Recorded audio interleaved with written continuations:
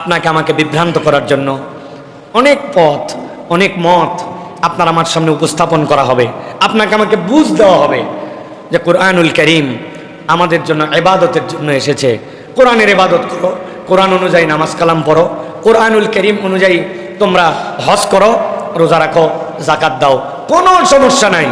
কিন্তু কোরআনুল কারীমের ব্যাপারে যেই বলা হবে যে আল্লাহ সিধা রাস্তার মধ্যে, তো দুনিয়ার মানুষ কেমনে তাদের রাজ্য চালাবে, দুনিয়ার মানুষ কেমনে অন্যায় হলে বিচার ব্যবস্থা কায়েম করবে, দুনিয়ার মানুষ কেমনে পররাষ্ট্রনীতি সাজাবে, দুনিয়ার মানুষ কেমনে তার প্রশাসনিক ব্যবস্থাতে এই বিধানের ইমপ্লিমেন্টেশন করবে, আল্লাহ এইগুলার বিধানও রেখেছেন। এইগুলা বললেই এক শ্রেণীর মানুষ আর নিতে পারে না, তখন তারা বলে এইগুলা রাজনৈতিক কথাবার্তা, এইগুলা দ্বারা হুজুররা মানুষকে বিভ্রান্ত করতে চায়, বলে কিনা?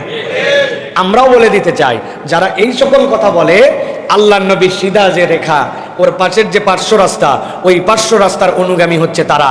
এই কথা বলে যারা, শয়তানের অনুসরণকারী তারা। ঠিক।